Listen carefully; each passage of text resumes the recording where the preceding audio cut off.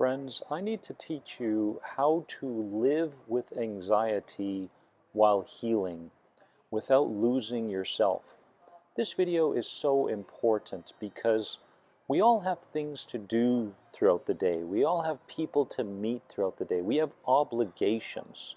And with those obligations, we still need to stay on the healing path.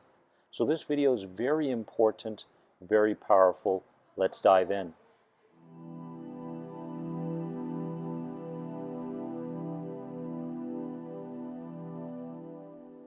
First and foremost, welcome to another important video on my channel. Check out the new and improved End the Anxiety Program and Health Anxiety Recovery Program right here. And please subscribe to this channel if you haven't already, my friend. Today, we are diving deep into a topic that is so important because you have things to do throughout the day. You cannot just simply focus on recovery, recovery, recovery all the time as you're going about the day. So I wanted to bring some clarity and some balance into your life today and to show you how you can actually live with anxiety and heal at the same time.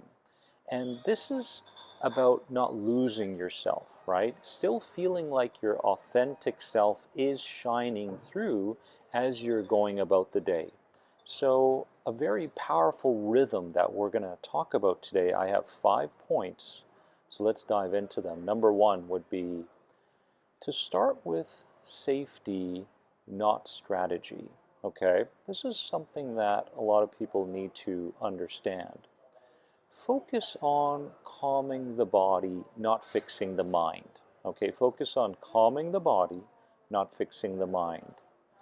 Safety cues to the body first, meaning as you go about the day, it's important that you don't grapple with your mind, right? So you're going back and forth between thoughts and belief systems, but rather as you're going through the day, you are continuously sending safety signals through your body. And that could mean something so simple as putting your hand on your chest and saying the words, I am safe. I am not in emergency, for example, right? Or taking a deep breath once in a while, right? Or walking more mindfully, for example. These are all things that we're doing with our bodies throughout the day and not grappling with the thoughts taking place in our mind. Number 2 would be to pace everything, okay? That includes healing. So slowing down, because healing isn't a race. Healing is a rhythm. As you go through the day, you want to feel like you are within that rhythm, right? So when you're brushing your teeth, don't brush your teeth from the perspective of your survival self, right? When you're going for a walk, don't walk based on what your survival self or your protector is telling you to walk like. So you have this certain pace as you're going through the day, and that pace is implemented in everything that you do, from writing to reading to conversing with people to having your cup of tea to eating. Everything revolves around this pace, and it's so powerful towards your healing. Thirdly, I want you to start sitting with discomfort without rescuing yourself, right? Let anxiety rise, let anxiety fall. Your job isn't to stop it. Your job is to stay present with it. And when you realize this, you will come to the conclusion that you don't have to have recovery happen right now. By sending these safety signals to your body consistently, by pacing, right, by sitting with discomfort, you're going to find that over time your somatic body starts to feel safe in all environments. And this is powerful. This goes a long way towards your actual healing. Number 4 would be to stop the push-crash cycle. Okay, and this is key because many people push themselves too much physically, or they push themselves too much emotionally, And when I mean emotionally, I'm talking about getting riled up because of something that happened in your family, or your favorite sports team is playing and you're getting too high emotionally as you're watching your sports team, for example, right? So what tends to happen is when you push yourself too hard emotionally or physically, you tend to pay a price a few days later. It feels really good in the moment because there's an adrenaline rush, right? You feel alive, you feel back to yourself, and you feel like you are a part of something.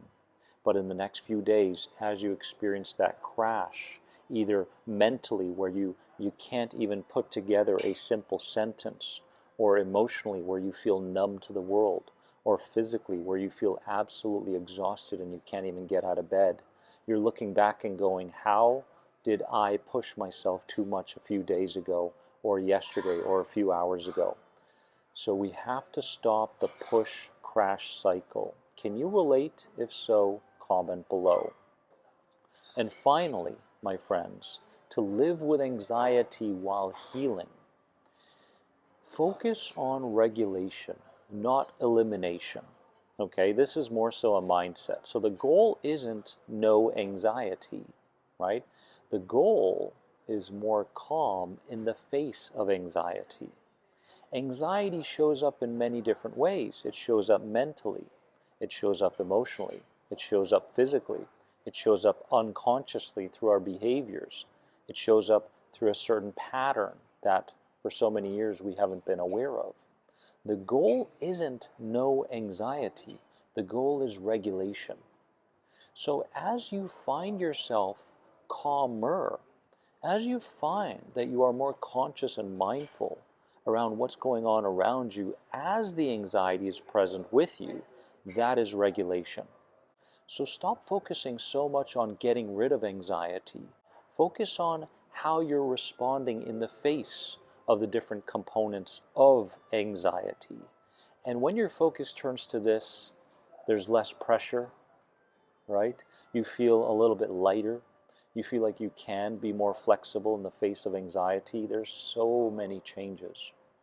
My friends, you can live with anxiety while healing. Remember that. And I want to hear from you. What's the biggest more than anxiety moment that you got from this video? Comment below. And if you want to learn more about any of my updated programs, click here. Let's start the process together. Have a wonderful day, and I'll see you soon. Bye-bye.